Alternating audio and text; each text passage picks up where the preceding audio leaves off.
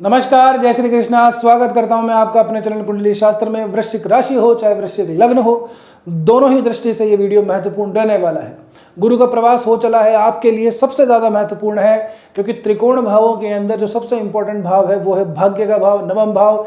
इसी नवम भाव के अंदर आपके पंचम भाव के स्वामी, ज्ञान भाव के स्वामी गुरु बनते हैं और वही यहाँ से प्रवास करने जा रहे हैं अपनी उच्च अवस्था के अंदर। लेकिन क्या ये उच्च अवस्था पूरे 5 महीनों तक रहेगी?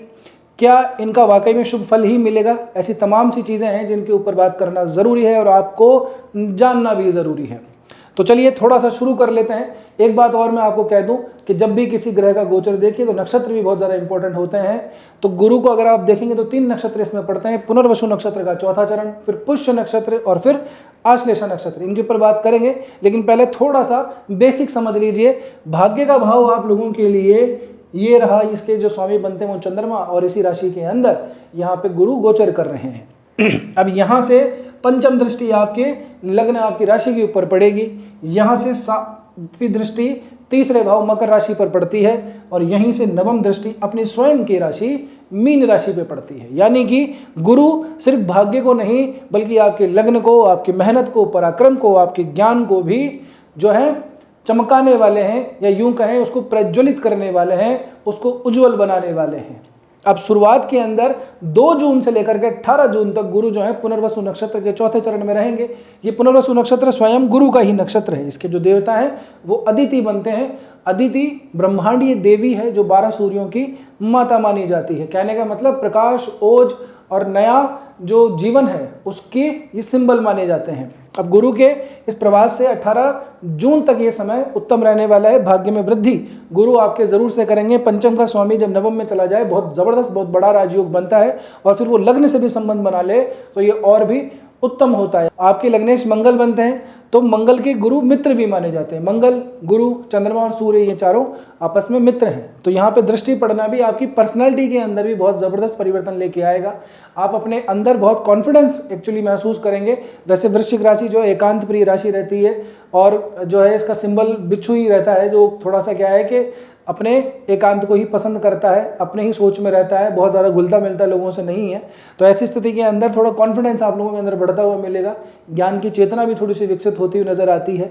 साथ ही के अंदर अथॉरिटेटिव काम जो है उसको करने का बड़ा आनंद आएगा और उसका अवसर भी आप लोगों को प्राप्त होगा क्योंकि यहाँ पे चंद्रमा है, चंद्रमा मूवेबल है। आपकी पत्रिका में चंद्रमा जहाँ पे भी होगा उसी से संबंधित आपको भाग्य का प्रभाव जरूर से दे रहा होगा। अब गुरु का यहाँ पे प्रवास इस भाग्य के भाव के अंदर वृद्धि करता है। अब एक और बात नोट कर लीजिए, यदि आप लोगों के गुरु या चंद्रमा से संबंधित आने वाले इन 5 महीनों के अंदर महादशा, अंतरदशा या प्रत्यंतर दशा है तो उसका इम्पैक्ट आपके ऊपर जरूर से पड़ने वाला है और अच्छा पड़ने वाला है। तो आपके व्यक्तित्व में निखार दे ही रहा है।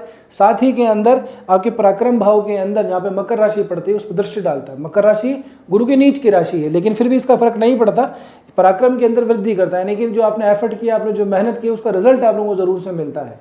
ठीक है ना? इस समय पे आपको ऐसा ही महसूस होगा क्योंकि 18 जून से लेकर के और 19 अगस्त के बीच में गुरु पुष्य नक्षत्र में रहेंगे। वीडियो में व्यवधान के लिए थोड़ी क्षमा चाहता हूँ। कुछ इंपॉर्टेंट बात आप लोगों से करनी है। पहली तो ये कि जो लोग कंसल्टेशन फीस नहीं दे पाते, हमको ही नहीं किसी को भी, वैसे तो हमारी काफ़ी जेन्युइन रहती है लेकिन फिर भी जो नहीं दे पाते वो कमेंट के अंदर अपना क्वेश्चन डाल दीजिए। Q&A सेशन हम जरूर से लेते हैं तो उसके अंदर आपके प्रश्न को ले लिया जाएगा। जिस डिटेल में आप अपना प्रश्न लिखेंगे उसी डिटेल में आपको आपके प्रश्न का उत्तर मिल जाएगा। दूसरी बात ये, जो भी सामान्य रूप से आपको उपाय बताए जाते हैं वीडियो के अंदर वो एक जनरल उपाय होते हैं। आपके लिए विशेष रूप से किस ग्रह से संबंधित क्या परेशानी है, उसके क्या उपाय करने चाहिए, ये पत्रिका देखने के बाद ही निर्धारित किया जा सकता है। तीसरी बात, अपनी स्वयं की पत्रिका एक बार जरूर से देख लीजिए। उसमें ग्रह से किस ग्रह से संबंधित महादशा, अंतरदशा, प्रत्यंतर दशा चल रही है, उनसे संबंधित ग्रह गोचर को लगाया कीजिए। अब चाहे आप मासिक फल देखिए, ग्रह गोचर देखिए, चाहे आप वर्ष का फल देखिए, बस इतना ही। बाकी अब आप आगे वीडियो एंजॉय कर सकते हैं। ये जो पुष्य नक्षत्र है ये सभी नक्षत्रों का देवता माना जाता है। ये सबसे शुभ नक्षत्र है। इसी के अंदर माता लक्ष्मी का भी जन्म हुआ था। अब यहाँ पे आपको समृद्धि, प्रगति, प्रसिद्धि, ज्ञान, सम्मान, मान, ये सब जो चीज़ें हैं इनको देने वाला पुष्य नक्षत्र माना जाता है। तो आपने जो मेहनत की उसका रिजल्ट जरूर से मिलेगा। मैं इसलिए कह रहा हूँ क्योंकि पुष्य नक्षत्र का स्वामी शनि बनता है। ठीक है ना। और जो ग्रह देवता है वो स्वयं बृहस्पति बनते हैं। अब शनि की ही ये राशि है, तो शनि आपके एफर्ट को ज़रूर से रिजल्ट के अंदर कन्वर्ट करेगा। इस टाइम के अंदर आपने जो भी मेहनत की है, भागदौड़ की है, या जो भी कर रहे हैं, आने वाले समय में करने वाले हैं, उसके रिजल्ट आप लोगों को ज़रूर से इंस्टेंटली मिल जाएंगे। अब इस समय पे गुरु क्या वक्री नहीं होंगे, तो ऐसा नहीं है कि काम में डिले हो गया, बीच में एक समय आएगा, उसके ऊपर चर्चा कर लेंगे। इसके बाद में गुरु अपनी नवम दृष्टि पंचम भाव पर डालते हैं। पंचम भाव में खास करके स्टूडेंट्स लोगों के लिए, या फिर जो भी आप काम कर रहे हैं उसके अंदर कुछ नई लर्निंग ले रहे हैं, कुछ सीखना चाह रहे हैं, उसके लिए ये बहुत अच्छा समय है। खास करके जो नए बच्चे हैं, नई स्ट्रीम में जाना चाह रहे हैं, नई जॉब में जाना चाह रहे हैं, कुछ नया सीखना चाह रहे हैं, कॉलेज वगैरह में एडमिशन है, स्कूल वगैरह में एडमिशन है, उन बच्चों के लिए भी ये जो दृष्टि है ये बहुत ज़्यादा कारगर सिद्ध होगी। अब यहाँ पे ऐसा आप कहेंगे सब शनि बैठा हुआ है, बिल्कुल, कहीं हम उसको हिला तो सकते नहीं है, हमारी मर्जी से तो ग्रह चलते नहीं है, लेकिन शनि की वजह से जो नेगेटिविटी है वो गुरु की दृष्टि की वजह से कम हो जाएगी। ये बात जान लीजिए, क्योंकि एक तो शनि की एक राशि के ऊपर गुरु की दृष्टि है, दूसरा शनि स्वयं एक गुरु की राशि में बैठा हुआ है। कहने का मतलब आपस में संबंधित हैं ये, तो इस संबंधों का प्रयोग ये आपस में मिलकर के ऐसी संधि कर लेते हैं जिससे क्या है, नेगेटिविटी थोड़ी कम हो जाएगी। इस बात को मान के चलिए, नहीं तो क्या है, अगर एक दूसरे के भाव को बिगाड़ेगा तो दूसरा उसके भाव को बिगाड़ देगा। ऐसी स्थितियां जहाँ सामान्यतः बनती नहीं, क्योंकि इन दोनों के बीच में बेसिकली अजीब सा संबंध है। शनि गुरु को न्यूट्रल संबंध रखता है, गुरु शनि के लिए शत्रु माना जाता है। तो इस तरह की स्थितियों के अंदर आप लोगों को शनि की जो नेगेटिविटी है उसका न्यून ही प्रभाव होगा, यानी कि वो कम हो जाएगी। अब आप इसको ऐसे समझिए कि कोई चीज़ है, वहाँ पे हमको नेगेटिविटी फील हो रही है, तो नेगेटिविटी थोड़ी कम हो रही है, बाकी क्षेत्रों के अंदर पॉजिटिविटी बढ़ रही है। तो ओवरऑल अगर आप इसको कैलकुलेट करेंगे तो आप लोगों के लिए ये फायदेमंद ही सिद्ध होगा। अब बात आती है आश्लेषा नक्षत्र की। 19 अगस्त से लेकर के 31 अक्टूबर के बीच में गुरु जो है आश्लेषा नक्षत्र में रहेंगे। ये नक्षत्र बुध का नक्षत्र है। इसके जो देवता हैं वो कुंडली मारे हुए सांप माने जाते हैं। अब बुध को अगर आप देखेंगे तो आप लोगों के लिए लाभ भाव के स्वामी हैं और आप लोगों के लिए 8वें भाव के स्वामी हैं। ये जो आश्लेषा नक्षत्र है ना, ये बेसिकली इस तरह का नक्षत्र है कि आदमी की मनोवैज्ञानिक चेतना उसको वृद्धि करता है, इंट्यूटिव बहुत ज़्यादा बना देता है आदमी को। ऐसा है कि आध्यात्मिक रास्ते के ऊपर अगर वो जा रहा हो, प्रैक्टिशनर हो, तो उसके लिए बहुत ज़्यादा ही फलदायी होता है। ठीक है ना। अजीब सी चिंताएं भी जीवन में खड़ी करता है, ओवर थिंकिंग भी बना देता है, अजीब सा डर भी लेकर के आता है। लेकिन फिर भी यदि इन भावों के स्वामी से देखें, जो 8वें और 11वें भाव के स्वामी हैं बुध आप लोगों के लिए, तो आप लोगों के लिए अष्टम भाव को भी एक्टिवेट करता दिखाई देता है। जिस भी नक्षत्र का कोई स्वामी बनता है, आपकी पत्रिका में जहाँ भी बैठा होगा वहाँ से संबंधित इस समय पे फल जरूर से मिलेंगे। कहने का मतलब ये है कि इस समय पे, ये जो समय है 19 अगस्त से 31 अक्टूबर, ये भौतिक सुखों के लिए इतना अच्छा नहीं माना जाता, लेकिन आध्यात्मिक सुखों के लिए, धार्मिक सुखों के लिए ज़्यादा अच्छा माना जाता है। तो समय पर आपकी धार्मिक एक्टिविटी भी बनती है। वैसे भी ये जो भाव है नवा भाव, ये धर्म का भी भाव है, धर्म त्रिकोण के अंदर ये आता है। तो यहाँ से आप लोगों को कुछ स्पिरिचुअल प्रैक्टिस करने की अगर ऐसी हो कि आगे बढ़ना है तो उस दिशा में आगे बढ़िए। को गुरु चाहिए, आपको बनाना है, गुरु चाहिए तो उस दिशा में आगे बढ़ सकते हैं, गुरु आपको मिल भी जाएंगे। इसके अलावा आपके हाथ से कोई धर्म, कोई ऐसा पूजा पाठ का काम, या जिस कोई पुण्य वाला काम आपके हाथ से ज़रूर से होगा। और अगर ऐसे अवसर आप लोगों को प्राप्त होते हैं तो उसे जाने मत दीजिएगा। जितने भी आपका सामर्थ्य बने, धर्म कर्म जरूर से कीजिएगा। कोई दान पुण्य करना हो तो ज़रूर से कर लीजिएगा। गौ सेवा का वैसे बड़ा विशेष महत्व रहता है।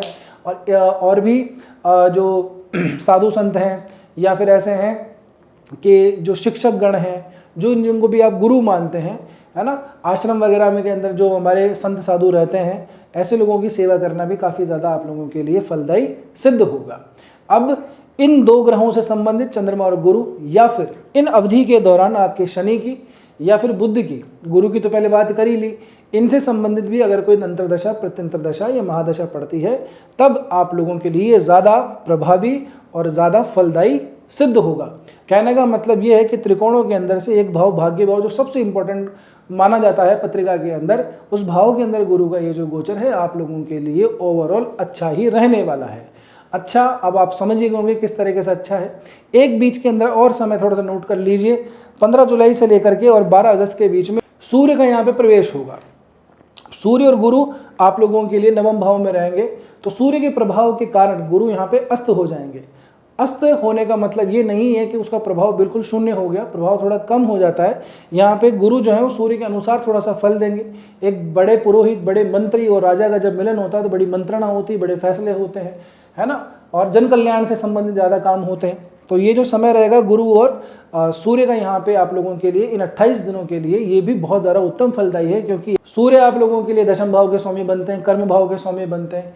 कर्म कर्मेश की और आप लोगों की पंचमेश की जब युति हो जाएगी भाग्य भाव में, तो ये भी समय भी आप लोगों के लिए करियर में ग्रोथ के लिए बहुत ज़्यादा उत्तम रहने वाला है। तो इन बातों को ज़रूर से नोट करके रखिएगा, समय को भी नोट करके रखिएगा।